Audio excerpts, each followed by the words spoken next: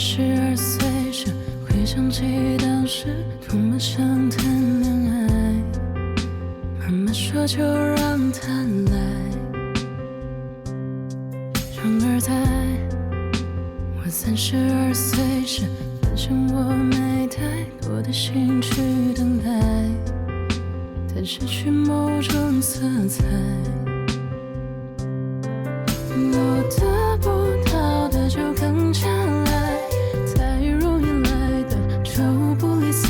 其实谁不想遇见真爱，爱的绝对，爱的坦白，以为遇上了就会明白，但每次它只留下惊鸿一瞥的感慨。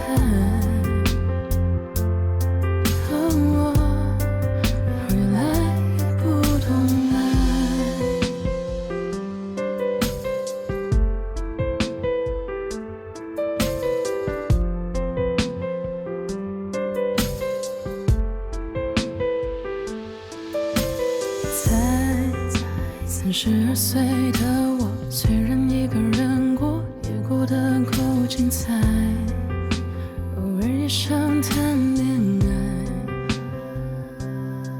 然而爱总是乱了节拍，我只能够下菜，也许弄中了头菜，久了又觉得奇怪。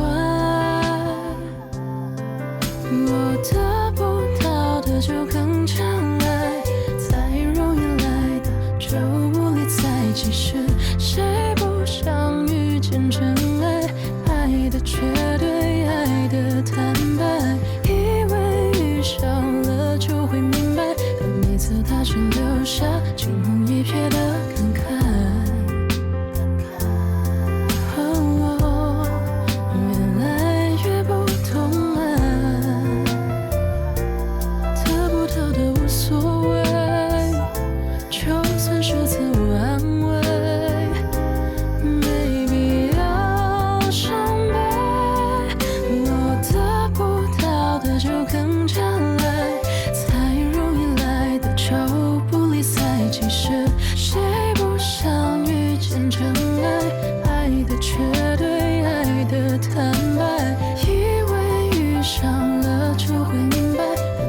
它只留下惊鸿一瞥的感慨。